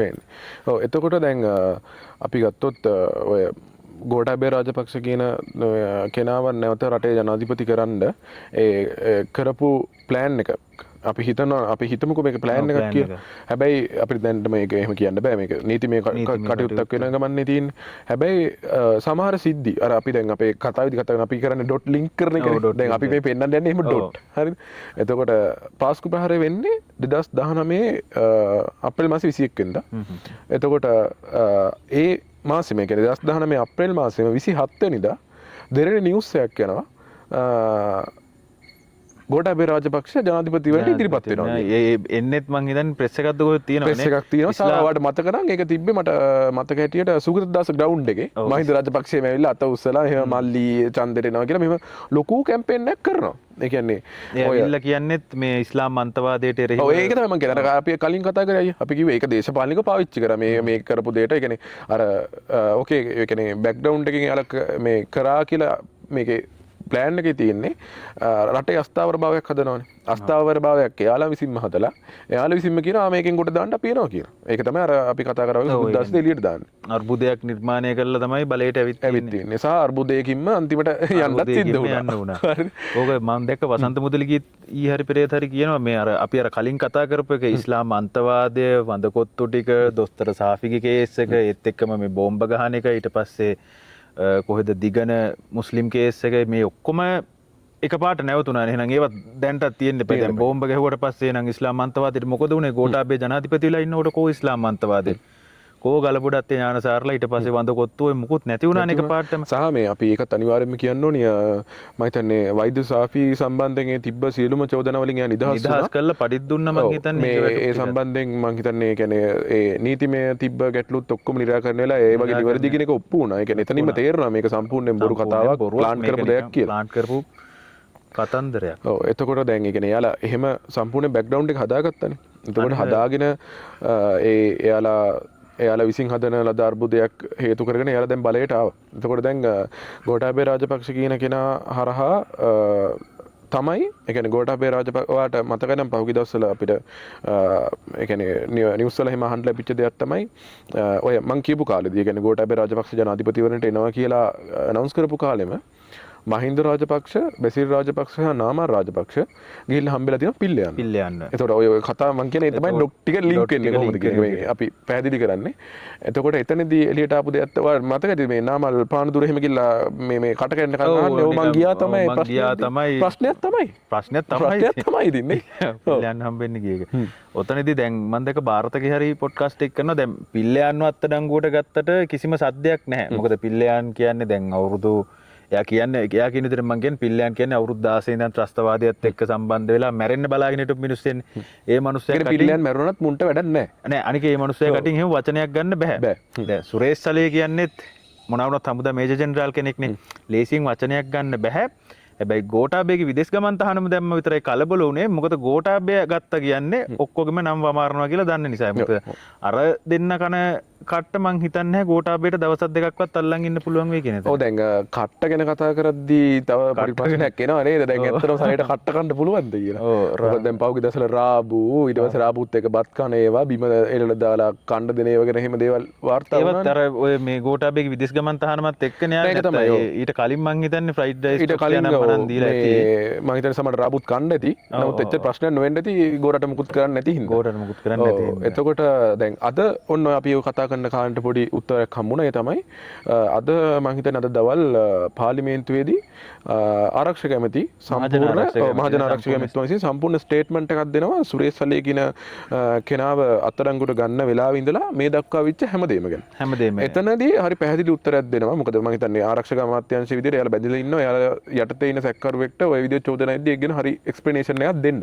ඒකත් එක්ක එයාගේ එක්ස්ප්ලනේෂන් එකේදී කියනවා සුරේෂ් සලේව අත්අඩංගුවට ගත්තට පස්සේ අයියා පළවෙනි වෙලාවෙම ගෙදර කට්ටියට සුරේෂ් සලේ එක්කගෙන ගිහලා හඳුන්වලා දීලා එයා අත්අඩංගුවට ගන්න හේතුව පවා මෙයාලා කියලා තමයි අත්අඩංගුවට අරන් තින්නේ. ඒකට සාමාන්‍ය රැඳවියෙක් තියාගන්න ප්‍රොටෝකෝල් එක යන විදිහට. ඊට අමතරව සුරේෂ් සලේට හැම මාසෙම හැම සතියකම බදාදා දවසේ තමන්ගේ නීතිඥයා හම්බෙන්න නිදහස දීලා තියෙනවා. හැම සිකුරාදා දවසකම එයාගේ ගෙදර එයාගේ සුරේෂ් සලේගේ එක්කෝ මං කියන්නේ එයාගේ බිරිඳට එහෙම නැත්නම් එයාගේ පුතාට හරි කවුරු හරි එයාගේ ඥාතින්ට මේ දුරකථනයෙන් සම්බන්ධ වෙන්න අවස්ථාව ලබා දීලා තියෙනවා. සෙනසුරාදාට ඒ කට්ටියව දකින්න අවස්ථාව ලබා දීලා තියෙනවා. ඊට අමතරව ඒ කියන්නේ ඒ ගෙදර කට්ටිය හම්බෙන්නෙද්දී ගෙදර කට්ටිය ගේන කෑම බීම කන්න බොන්න දීලා තියෙනවා. ඒ ඔක්කොම දීලා තියෙනවා. එහෙම ඔයාට එහෙම කිසිම මේ වෙනම විදිහට සලකන්න ඕනේ නැහැ. හරිද? ඒ කියන්නේ අර සාමාන්‍ය රැදියට සලකන විදිහට ඔක්කොම මේ විදිහටම සලකලා තියෙනවා. එතකොට ඊට අමතරව එතනදී තව කියවිච්ච කතාවක් තමයි දැන් මේ සුරේෂ් සලේ කියන පුද්ගලයා අපි අර කලින් කතා කරා වගේ ගෝඨාභය රාජපක්ෂ කියන හිටපු ජනාධිපතිට ට්‍රැවල් බෑන් එක දානවා කියන වෙනකම් ඒ සිද්ධිය වෙන තුරු මහේස්ත්‍රාත්වරයා හතර පාරක් සිරමැදිරියටම ගිහලා සුරේෂ් සල්ලේව බල්ලා තිනවා. ඒ කියන්නේ සුබ දුක් අහන්න ගිහලා පෙර මේ කොයි අවස්ථාවකවත් එයා කියලා නැහැ මට මෙහෙම ඔය අපි එළිය දැන් කතා කරන්නේ ඔය කියන්නේ සලේගේ ඇත්තටම රෙදි ගලවන්නේ මේ සෙට් එකනේ. ඔව් ඔව්. සලේගේ ඒ කියන්නේ ඇත්තම කිව්වොත් මේ කවුද අපේ නැති කරලා දානවා. ඔව්. ඒ මිනිස්සයා එළිය හැමවොත් ඒ මිනිස්සු කොහොමද ජීවත් වෙන්න වෙන්නේ නැහැ. මේ විමල් වීරවංශ සහ ගම්මන් පිළ කියන දේවල් සුරේෂ් සලේට ඇහෙනවනම් සුරේෂ් සලේට ඒ කියන්නේ ඇත්තම එළියට එන්නේ නැතුව ඇතුළේ ඉන්න එක හොඳයි කියලා හිතනවා. ඔව්. දැන් එතකොට ඔය මේ විදේශ ගමන් තහනමත් එක්ක හැසිරීම වෙනස් වුණා කියන එක වෙනස් වුණා කියන එක අර කතාවේ තියෙනවා. ඒ කියන්නේ ඒ දවස් වෙනකන් එයාට එහෙම කිසිම ප්‍රශ්නයක් වුණා කියලා කොහෙදවත් කියලාත් නැහැ, චෝදනා කළාත් නැහැ. නමුත් ඒ දවසෙන් පස්සේ එයා මේ වනතුරුත් මම කියන අපි මේ කතා කරන වෙලාව වෙනතුරුත් එයා මේ සම්පූර්ණම වෙනස් ඇසිරීමක් තමයි කියන්නේ. උපවාසයක් කරනවලු කණ්ඩ බොණ්ඩ නැතුව ඊට පස්සේ එයාගේ ගෙදර කට්ටිය ගෙනත් දෙන කැම්ප් ප්‍රතික්ෂේප කරන එක. එතකොට අපිට තේරෙන්න ඕනේ දැන් මොකද්ද මෙතන වෙන්නේ කියලා. ඕක ඇත්තටම දැන් ඔයා හිතන්නේ ඇයි ඕක දැන් ඒ කියන්නේ දැන් සුරේෂ් සලේට ඇත්තටම මේ සර්ට විදේශ ගමන් තහනම දාපු හින්දා අනේ මගේ සර්නේ මොනවා වුණත් කියලා දුක හිතිලා මේ සර්ව බේර ගන්න උපවාසයක් කරනවද? එහෙම නැත්නම් මොකක් හරි බලපෑමක් ඉන්න ආව කියලා හිතන්නේ නැද්ද? මට තියෙන ප්‍රශ්නෙත් ඒක තමයි. දැන් ඩීෝ ගහලා දවස් 90ක් වෙනවා. සුරේෂ් සලේගේ නෝනා ඔය බන්ධනාගාරට ඕන තරම් යන්නත් ඇති. දැන් අර මෙතුමා කියන විදිහට එයාගේ සහෝදරයා ඊට පස්සේ බීරින්ද සහ පුතා ඕන තරම් ගිහිල්ලා තාත්තව හම්බෙලත් ඇවිල්ලා තිනවා. තාත්තට කෑම අරන් ගිහිල්ලා තිනවා. ඒවක එයා කාලත් තිනවා. ඒ කිසිම ගැටලුවක් කියලා නැහැ. හැබැයි මේ ගෝඨාභය රාජපක්ෂ කියන පුද්ගලයාට ට්‍රැවල් බෑන් එකක් කියන එකත් එක්ක මේ කට්ටියට එක පාට හැදෙනවා. මේ තමන්ගේ මහත්තයාට සර් කියන්න වෙනවා. ඊට පස්සේ පුතා බලුවද පුතා දෙන ස්ටේට්මන්ට් එක පුතා සම්පූර්ණ ඉංග්‍රීසි වලින් ස්ටේට්මන්ට් එකක් දෙන්නේ. ඒ කියන්නේ එයා ඇඩ්‍රස් කරන්නේ වෙන ක්‍රවුඩ් එකකට. ඒ කියන්නේ ඉංග්‍රීසි ක්‍රවුඩ් එකකට එයා ඇඩ්‍රස් කරන්නේ එයා ඉංග්‍රීසි වලින් සම්පූර්ණ ස්ටේට්මන්ට් එකක් දෙනවා. සහ මල්ලි වෙනම ස්ටේට්මන්ට් එකක් දෙනවා. එතකොට මට නම් සාධාරණ ප්‍රශ්නයක් තියෙනවා. ඇත්තටම සුරේෂ් සලේගේ නෝනා පුතා සහ සහෝදරයා ඇත්තටම ආදරේ තමන්ගේ සහෝදරයාටද නැත්නම් ගෝඨාභයටද කියලා. හරි සිම්පල්. හොරාට කලින් කෙහෙල් කන පහිනවා වගේ සීන් එකක් තියෙනවා. මේක දිගටම වෙන්නේ එහෙම තමයි ගම්මන් පිල්ලගේ. නෑ ඒ කියන්නේ මම කියන්නේ ඒ පවුලෙම නෙමෙයි. ඔය අනිත් කට්ටියත් කරන්නේ දෙම තමයි. දැන් ගම්මන් පිළ කෑ ගහන්නේ සලේ වෙනුවෙන්ද? ගම්මන් පිළ කෑ නෑනේ. අපි ඒක තේරෙන්න බෑ අපිට. ඉතින් මට අනුව නම් මට හිතෙන්නේ මට කියන්න පුළුවන් කමක් තිබ්බනම් සුරේෂ් සලගේ පුතාට හරි බිරිඳට හරි තාත්තා ඇතුළේ ඉන්නකන් සනීපෙන් ඉඳී එළියට આવුත් වෙන දෙයක් නම් අපිට කියන්න බෑ. එළියට આવුත් මට ඒක කියන්න නැති කරලා දාලානේ තියෙන්නේ. අනිවාර්යෙන්. ඒ මිනිස්සයාගේ ආත්මගරුත්වය ඒ කියන්නේ අර මේජර් ජෙනරාල් කෙනෙක් විදියට හිටපු බුද්ධ්‍යංශ ප්‍රධානියෙක් විදියට අර කිසියම් ආත්මගරුත්වයක් තිබ්බනම් ඒකත් නැති කරලා දාලා මට අයියගෙන් තව ප්‍රශ්නයක් අහන්න තියෙනවා. ඔය කියන කාරණේ ගැන හරිද? ඔයා නිකන් හිතන්න මේ අපි කතා කරන්නේ අපේ ලංකාවේ මීට කලින් හිටපු රාජ්‍ය බුද්ධ්‍යංශ ප්‍රධානි ගැන. බුද්ධ්‍යංශ ප්‍රධානි කෙනෙක්ට වෙන්න සාමාන්‍ය මිනිස්සෙක්ට බෑනේ අයියෝ. ඒ කියන්නේ මං කියන්නේ සමන් හරියට ඒ දේවල් ටික ගොඩනගගෙන ආවනම් සාමාන්‍ය මිනිස්සෙක්ට ඒකෙන් තැනට යන්න බෑ. හැබැයි දැන් මේ සුරේෂ් සලේ කියන පුද්ගලයා ඒ තැනට ගිහිල්ලා කාලෙත් ඉස් වැඩ කරලා තියෙනවනේ. හැබැයි ඔහුට අර අපි කතා කරා වගේ රාබුයි බතුයි කන්න බැරි වෙන ප්‍රශ්න තියෙනවා. දැන් මේ දවස්වල එතන ගොඩාක් කතා වෙනවා. ඔහුට ડિප්‍රෙෂන් තියෙනවලු. තව මානසික ඊපස්සේ සුයිසයිඩ් කරගන්න හදනවලු. මේ දවස්වල මොකද්ද අන්තිම කැමැති පත්‍රය ලියනවලු. මේ වගේ දෙයක් දරා ගන්නවත් බැරි කෙනෙක් බුද්ධ්‍යංශ ප්‍රධාන විදියට අපේ රට මෙහෙම හරි තියෙනෙක් ගැන ඔහුට මොකද්ද කියන්න තියෙන්නේ? එතන ඇත්තටම මට හිතෙන්නේ දරා ගන්න බැරි ප්‍රශ්නේ නෙමෙයි. මොකද දැන් සුරේ ඔයා කියන විදිහටත් සලේ දවස් 90ක් වෙනකන් දරාගෙන තිබ්බනේ. හිටියනේ. දැන් එකපාරට දරා ගන්න බැරි වෙන එක සලේගේ ඩ්‍රාමා එකක් හරි කපටිකමට කරන දෙයක් හරි එහෙම නැත්තම් එලියෙන් ප්ලේ වෙන ගේම් එකක් වගේ තමයි මට තේරෙන්නේ. මොකද දැන් සමහර තැන්වල ඒ කියන්නේ අර අපි දැන් ඒකෙත් තියෙන ඩොට් ටික ලින්ක් කරොත් දැන් උදාහරණයකට මේ වෙලාවේ අයියා අර අපි කලින් කතා කරා එලියෙත් ගේම් එකක් ප්ලේ වෙනවා. ඇතුළෙත් ගේම් එකක් ප්ලේ වෙනවා. ඒ එලිය ප්ලේ වෙන ගේම් එකට සපෝට් කරන එක තමයි සලේ ඇතුළේ ඉඳන් කරන්නේ වගේ දෙයක් තමයි මට නම් හිතෙන්නේ. ඒ කියන්නේ ඔව් සලේව නැවත වතාවක් කිත් එක් විදියට භාවිතා කරනවා. ඒ කියන්නේ එයාට ඇතුළෙන් දැන් එයාට නීතිඥවරයා හම්බෙන්න පුළුවන්. එයාගේ පවුලේ කට්ටිය හම්බෙන්න පුළුවන්. ඒකට අවශ්‍ය මැසේජ් එක එදියට සහ ඇතුළට ඩිලිවර් කරගැනීමේ පහසු විතර තාම ඇති කියලා මට හිතෙනවා. එතකොට ඒකත් එක්ක මේ දැන් එළියේ ප්ලේ වෙනවා. දැන් අපි කතා කරොත් අර මං කිව්වේ ඔඩියන්ස් කියන එක. ඒ කියන්නේ ඔඩියන්ස් මැනේජ් කරනවා කියන එක පොහොට්ටුව තරම් දක්ෂව කවුරුත් කරන්නේ නැහැ නේ. ඔය වගේ සම්බන්ධ දේවල් වලදී. ජාතිවාදී කියන එක සම්බන්ධ දේවල්. මො හොඳ දෙයකට නෙමෙයි. මං කියන්නේ අර වගේ. පොහොට්ටුවේ මිනිස්සෙක්ව අඳුර ගන්න පුළුවන් ජාතිවාදයේ චුට්ටක් හරි තියෙනවා. සහ මෝඩයි. ඒක අපි කියන්න බෑ. ඒ කියන්නේ දැන් සාමාන්‍ය දේවල් වලත් තේරුම් ගන්න බැරි තරම් මෝඩයි. නැත්තම් ඔව් ඒ කියන්නේ එකම වචන ටිකක් නේ තියෙන ජාතිවාදයයි සිංහල ආගමයි රට විනාශ කරනවා. රට විනාශ වෙන හැමතැනම යාලගේ කවුරු හරි ඉන්න ඕන එක බේර ගන්න. දැන් අපිට උන්ගෙන් රට බේර ගන්න වෙලා තියෙන්නේ. උන්ගෙන් රට බේර ගන්නලා තියෙන්නේ. උන්ට ඒක තේරෙන්නේ නැහැ. තේරුම් ගන්න උත්සාහ කරන්නෙත් නැහැ. ඉතින් බේරේ වැවෙත් නැවුවට පස්සේ හරිද මිනිස්සු ගමට යනකම් බස් එකේ ගහලා තිබ්බ තිබ්බට පස්සේ තේරුම් ගන්න බැරි නම් ඉතින් ආයේ තේරුම් ගන්න නෑ මෙහෙම දැන් අර අපි එකකින් කියන්නේ ගහන එක අනුමත කරනවා නෙවෙයි අනුමත කරනවා නෙවෙයි මේ මිනිස්සුන්ට ලැජ්ජාවක් කියලා දෙයක් තියෙනවා එච්චර දේවල් දැන් ඒ කියන්නේ ලැජ්ජාවක් තියෙනවා නම් අපි මල්ලි විරවංශයට උදේගම්මන් පිළට ඇවිල්ලා කොටුවේ ඔහොම ඉඳ ගන්න බෑනේ අයියෝ ලැජ්ජාව නෑ කොහොමද මිනිස්සු ඔය ලැජ්ජාව නෑ නේද විමල් වීරවංශලා එහෙම DIG ලාට කෝල් කරලා ටෝක් කරපු මිනිස්සු මතක තිරිය දවස්වල ඇමතිකන් එහෙම හිටපු එකනේ දැන් ඊයේ එහෙම හට් එක ගලවලා විසික් කරලා දාලා යන්න කිව්වම යන්න උනානේ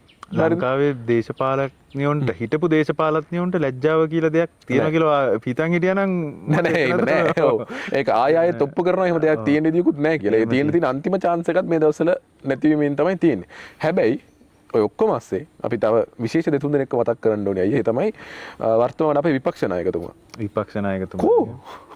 මොකක්ද වෙලා තියෙන්නේ ළඟදී නෑ නේද පේන්නේ නැත්නම් සාමාන්‍යයෙන් කාලයකට සැරයක් ඇවිල්ලා මොකක් හරි අදාළම නැති ගොන් කතාවක් හරි කියනවනේ එහෙම එකක්වත් ළඟදී දැක්කේ නෑ ගොන් කතා කියන්න එපා අපේ විපක්ෂ නායකතුමාට එහෙම නෑ ඔයා මේ සමා සබ්ජෙක්ට් ගැන හොඳ ස්පෙෂලායිස් දැනුමක් තියෙනවා මතක නම් ඔය පහුගිය යුද්ධ වෙලාවේ ගහපු මේ මිසයිල් ගැන මේක මොන මිසයිලයක්ද සබ්මරීන් ගැන සබ්මරීන් එක මේක ඊට පස්සේ මොකක්ද බැලිස්ටික් සබ්මරීන් එකක්ද මේක අර සබ්මරීන් එකක්ද මේ සබ්මරීන් එකක්ද කියලා ප්‍රශ්න ආපු විපක්ෂ නායකතුමා සලේකෑ මොන රාබුද කියලාවත් අහන්නේ නෑනේ මට නම් එතන පොඩි එතන කියන්නේ මේ මොකද්ද දැන් විපක්ෂ නායකතුමාගේ කතාවක් මේ දවස්වල ෂෙයා වෙනවා දැකලා ඇතිනේ මේ ශානි අබේසේකරව ගෙනල්ලා පාස්කු ප්‍රහාරය සම්බන්ධයෙන් විමර්ශන කරන්න කියලා ඒ දවස්වල රනිල් වික්‍රමසිංහත් ශානි අබේසේකරත් එක්ක වැඩ කරේ මේ ශානි අබේසේකර හොඳ නිලධාරියෙක් හින්දා ඒ දවස්වල එහෙම කතා කරපු මිනිස්සයා දැන් අද සලේගේ පැත්තට කතා කරන්නෙත් නෑ මිනිස්සුන්ගේ පැත්තට කතා කරන්නෙත් නෑ පොඩක් අර සෑහෙන ඒ කියන්නේ මම කියන්නේ මේ සජිත් ප්‍රේමදාස කියන අපේ විපක්ෂ නායකතුමා ගැන විතරක් නෙමෙයි ඒ ඇක්ට් එක ප්ලේ කරන ගොඩක් දෙනෙක් ඉන්නවා නිහඬ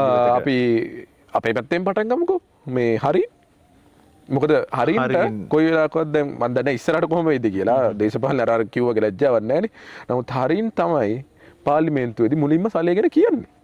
ඔව් මේ සිද්ධිය සම්බන්ධයෙන් මේ සම්පූර්ණ කතිකාවත හැදෙන්නේ හරින්ගේ පාර්ලිමේන්තු කතාවක් ඇතුළේ. හරින් කියනවා සම්පූර්ණ මේකෙදී සුරි සලේ තමයි මේකෙ මෙන්න මෙහෙම මේකේ මේ බුද්ධ්‍යංශ ප්‍රදානීය විදිහට කටයුතු කරලා තියෙන්නේ. එයා මෙන්න මේක ෆැසිලිටේට් කරලා තියෙනවා මෙහෙමයි. එතන එයාලට වෙලා තියෙන කේස් එක තමයි රැවුලත් ඕනේ කැඳත් ඕනේ. ඔයාලට තේරෙන්නේ නැද්ද? දැන් සලේට විරුද්ධව කතා කරන්නත් බෑ යාළුවෝ ටිකනේ මොකද දැන් ඔය සජිත් ප්‍රේමදාස මහත්තයා අර ගම්මන්පිලගේ පොත එලි කරන එතනට ගියානේ එතනට ගියානේ ඉතින් යාළුවෝ තරහ කරගෙන පස්සේ අපිට ආරංචි වුණා ඒක AI එකක් කියලා හින්දා නේද ඔව් කමන්නේ ඇත්තටම මේ එච්චර ක්වොලිටි එකට AI හදන්න තාක්ෂණයේ දියුණුව තියෙනවනේ තාක්ෂණයේ දියුණුව ලංකාවේ එච්චර දක්ෂ කට්ටියක් ඉන්නවා ඉතින් Facebook page කරන ඔව් ඉතින් මේ යාළුවෝ බේර ගන්නත් ඕනේ දැන් පාස්කු ප්‍රහාරය සම්බන්ධයෙන් කරන විමර්ශනයට අනිත් පැත්තට කතා කරා කියන්නේ ඊළඟ ඡන්දයක් නැහැ නේ ඉතින්. ඔව්. නෑ ආයේ කොහොමත් ඡන්දයක් නැහැ. නමුත් අර සජිත් ප්‍රේමදාස දැන් උනත් ඔය පාර්ලිමේන්තුවේ ඉන්න අර ප්‍රේමදාස කියන නමට තියෙන අර ස්ථාවර ඡන්ද පදනමක් මතනේ. ඒ ඡන්ද ටික හරි රැක ගන්න බැරි වෙනවා මේ.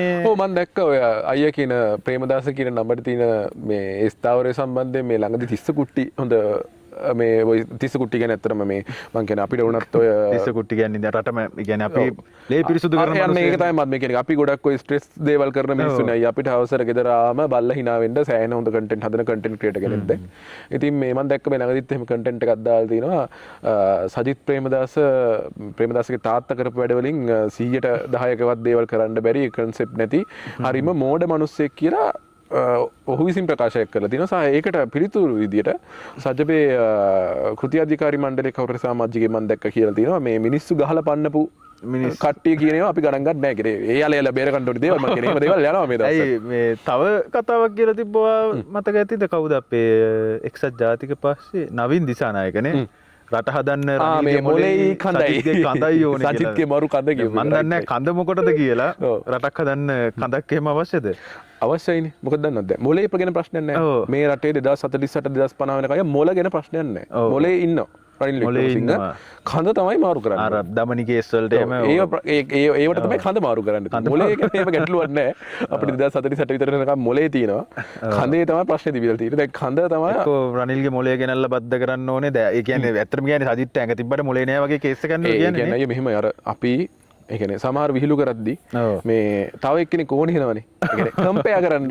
ආන්න ඒක තමයි නවීන් දිසානායක කරන්නේ. ඒ කියන්නේ ඔයාට ඒ කියන්නේ රනිල් තරම් මොරේ නැති වුණාට ඔයගේ කඳ හොඳයි. කඳ හොඳයි. හරිද? කොහොමද එක්සත් ජාතික පක්ෂයට ඔය කේස් එකකුත් තියෙනවනේ කොහොමද? දැන් උතන දැන් එයාලත් මේ වෙලාවේ අර්බුදයක නයි ඉන්නේ. කොහෙන් හරි ඔක එකතු කරලා කොහෙන් හරි ගොඩ දාන්න මොකක් හරි දැන් මේක පැවැත්මක් තියෙන්න බෑ. එහෙම නැත්තම් සජිත් ඔච්චර එක්සත් ජාතික පක්ෂයට කැමති නැත්නම් මේ කඳත් එක්ක මොකක් හරි ප්‍රශ්නයක් තියෙනවද කියන්නේ අපි දන්නේ නැහැ. අපි දන්නේ නැහැ. මොකද මේ ඔය පොහොට්ටුවේ සෙට් එකම තමයි කියන්නේ එක්සත් ජාතික පක්ෂය මෙහෙමයි කියලා ඉස්සර සෑහෙන කම්ප්ලේන්ට් කරානේ ඉතින්.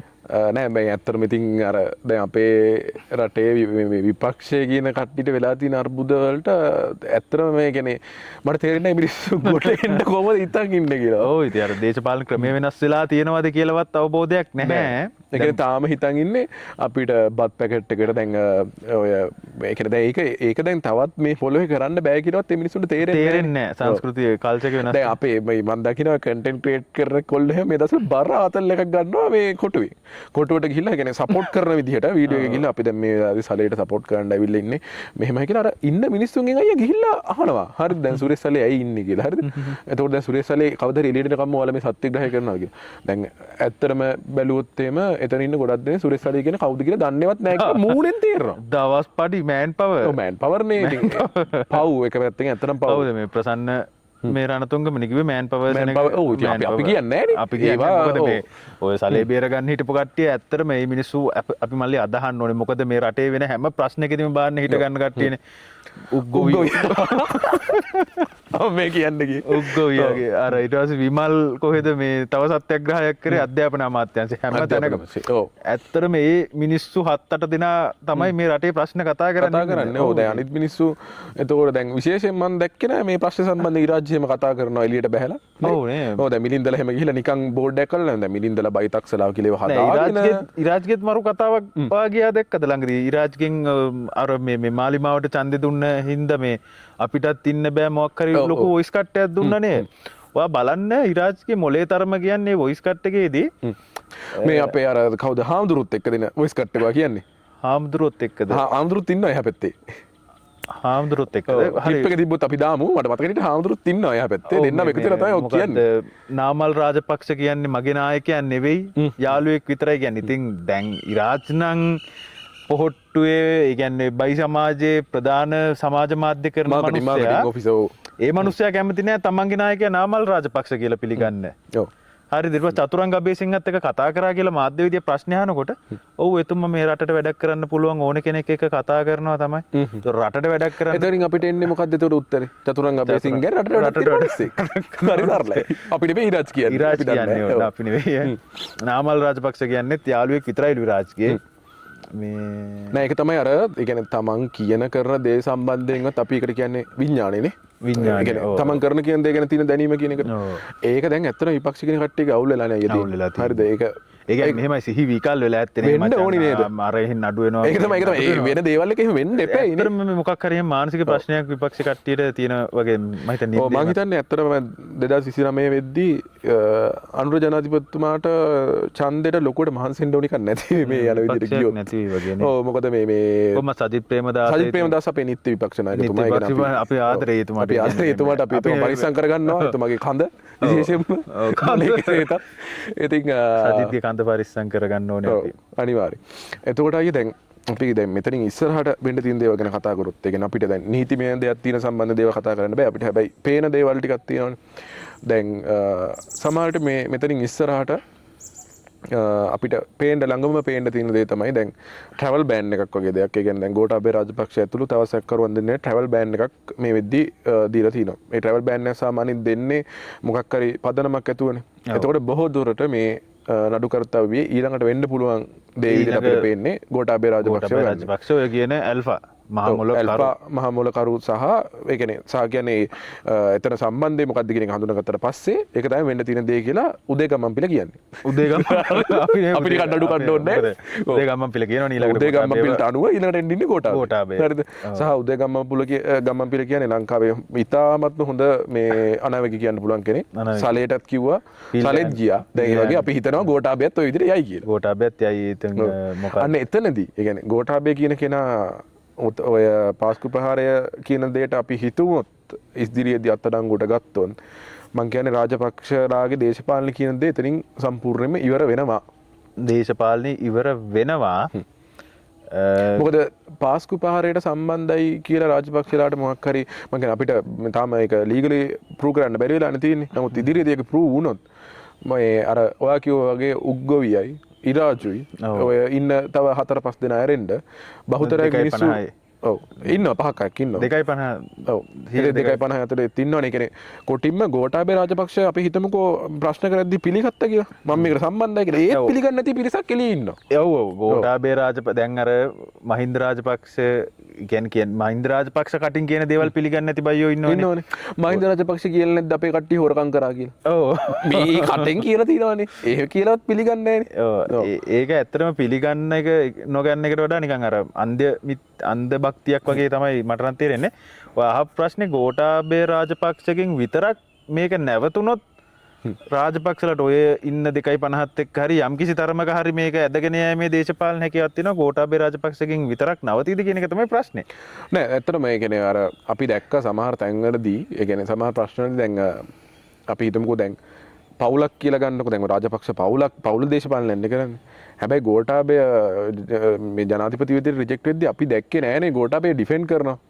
මහින්ද ලොකුට එළියට බැස්සේ නෑනේ. මම ගෝඨාභයට පවුලස්සේ පොඩි කැපිල්ලක් තියෙනවා මම හිතන්නේ. බවලත් කෙනෙක් මම හිතන්නේ කියලා තිබ්බනේ ඉතුරු ටිකත් එයාට තනියම කරගන්න දෙන්න කියලා. මොකද මේ ඔය අපිට මම අර ඔයාලට අයියට කලිනුත් කිව්වේ අපේ රටට මොළවල් වලින් අඩුවක් නැහැ. මොළවල් තියෙනවා. තව හත තියෙන කට්ටිය ඉන්නවා. ඒ හින්දා කෝඩස් දෙන කට්ටිය ඉන්නවා. දැන් දවසල පුටුවෙන් ඇట్లా කේස් පුටුවෙන් ඇట్లా ඉන්නේ එන්න බෑනේ. අවුත් එයත් අතඩංගුවේ තමයි. පව් හැබැයි. ඔව්. ඒ ඉතින් මේ මුලින් කරපු සේවාවට කරන්න තියෙන දේවල් ඉතින්. ඉතින් අර ඒ දේවල් එක්ක දැන් මං කියන අර පොඩ්ඩක් හරි අඩුම ගානේ කියන්නේ ලංකාවේ මිනිස්සුන්ගේ දැන් මේ යන දේශපාලන වෙනස් වෙන එක මේ සංස්කෘතියක දේවල් වෙනස් වෙන එක ඊට පස්සේ මේ අර දේශපාලනය කියලා මිනිස්සු අවුරුදු ගාණක් මේ මං කියන්නේ මොනවද අපි කියන්නේ ඒකට පරම්පරා ගාණක් තිස්සේ මේන්ටේන් කරන් ආපු දේවල් ගොඩක් දැන් නැති බංගස්ථාන වෙලානේ තියෙන්නේ. දැන් ගොඩක් අපි නිකන් පොඩි උදාහරණයක් ගත්තොත් මේ අපි හොඳ දේවල්ුත් හොඳයි කියලා කියන්න බෑ. දැන් සාමාන්‍යයෙන් ජනාධිපතිතුමා ගත්තත් කැබිනට් ඇමතිවරු ගත්තත් අගමැතිතුමිය ගත්තත් එයාලා සාමාන්‍ය මිනිස්සුත් එක්ක හරි ඒ කියන්නේ ගනුදෙනු කරන විදිහ බලන්නකො පොඩ්ඩක්. ඒ කියන්නේ කොහෙට හරි ගියාම අර එහෙම දැන් සාමාන්‍යයෙන් අපි ඉස්සර දන්නවනේ මහින්ද රාජපක්ෂ දෙකන් හිතන්නකො අපේ ටවුන් එකකට ආව කියලා. ඒ ටවුන් එකකට ආවොත් ඒ මිනිස්සුන්ගේ එදා දවසේ දෛනික ජීවිතේ ගෙනියන්න බෑනේ. සරලවම කිව්වොත් ගෙනියන්න බෑ. මම පර්සනලි දන්න උදාහරණ කිව්වොත් ට්‍රීවිල් පාක් එකේ ට්‍රීවිල් ටික අයින් කරන්න ඕනේ. ඒ පාරේ සම්පූර්ණ ඉතින් ට්‍රීවිල් ටික අයින් කරන්න ඕනේ. ඒ පාරේ ආය මිනිස්සුන්ට වෙලදාමක්වත් කරන්න එහෙමත් මොකුත් නැහැ. ඒ කියන්නේ ඕකට මම හොඳම උදාහරණයක් කියන්නම්. ඔයාට මතකද ක්‍රිකට් කේස් එක? දැන් ඔයා කියන්නේ මේ දැන් ඉන්න දේශපාලඥයන්ගේ තියෙන අර සාමාන්‍ය ගතියනේ.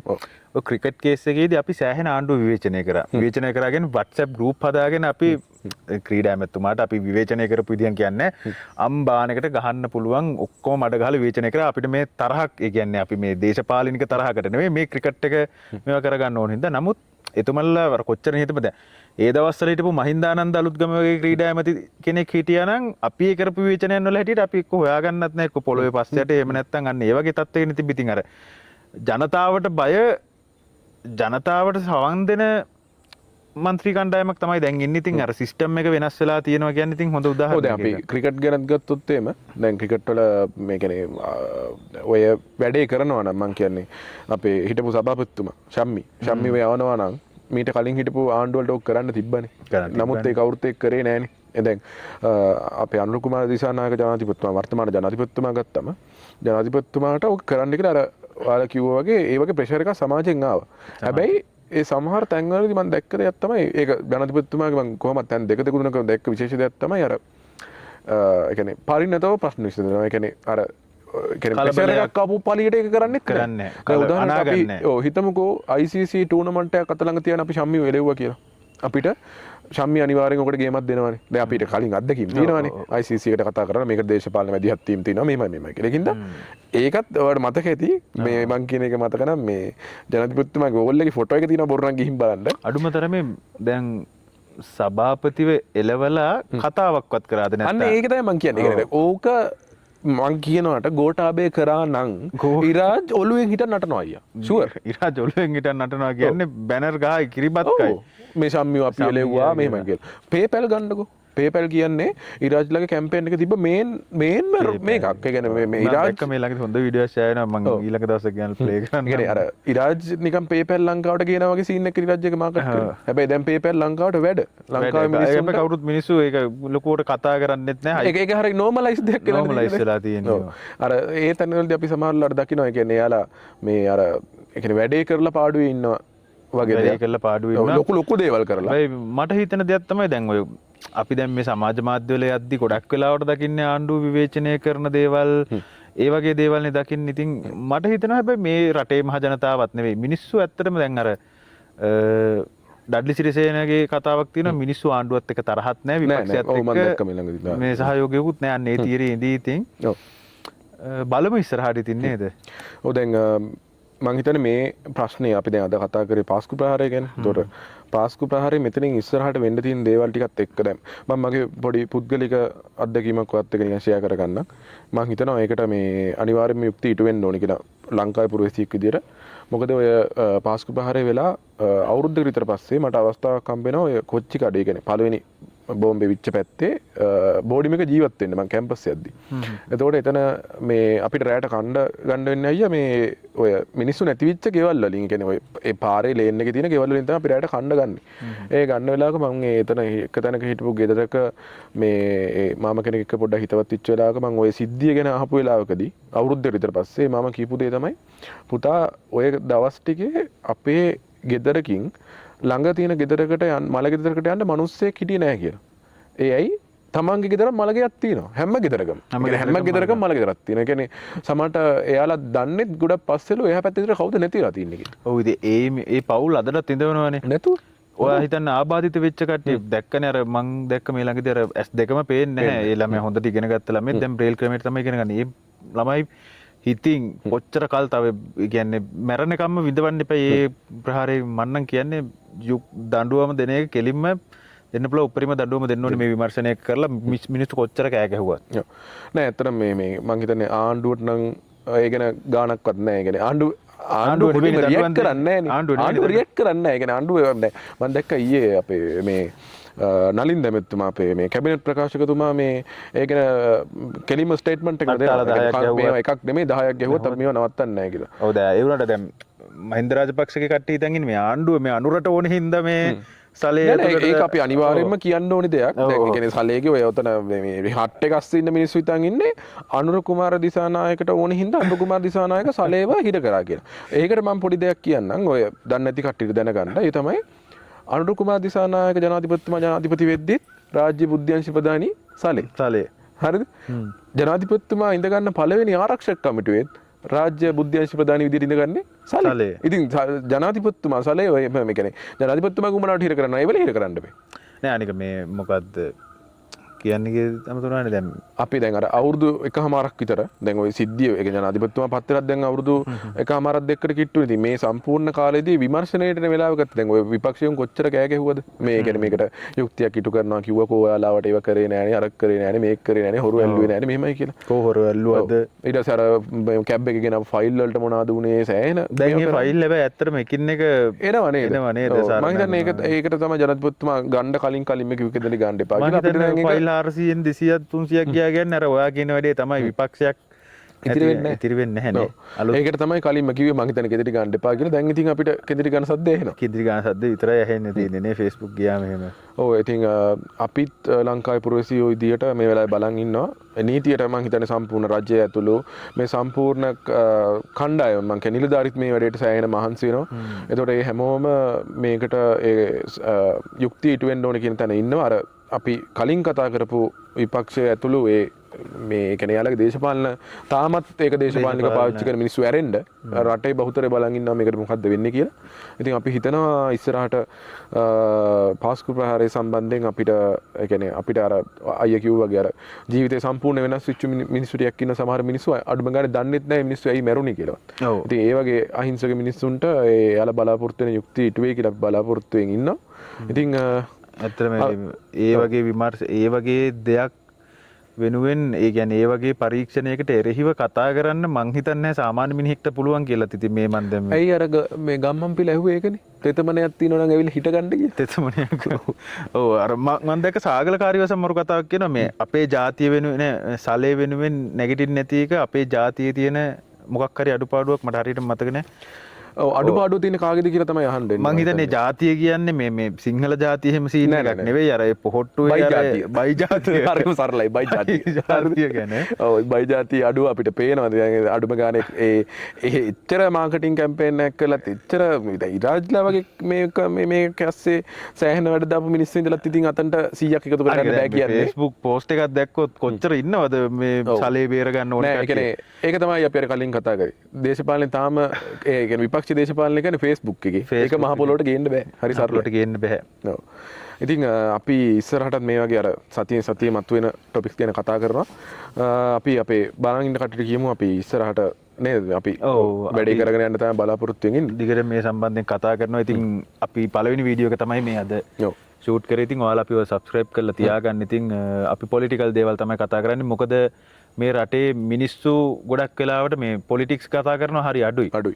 සහ මේ අපි මතයක ඉන්නවා දැන් ඉරාජ්ලට මිලින්දලාට පුළුවන් නම් බොරුව සමාජගත කරන්න. අපි කවුරු හරි මේක ගැන කතා කරන්න එපා නේ. මේ ගැන කතා කරන්න එපා. හරි දෙයක් කතා කරන්න එපා. ඒ කියන්නේ අපි ස්වාධීනයි.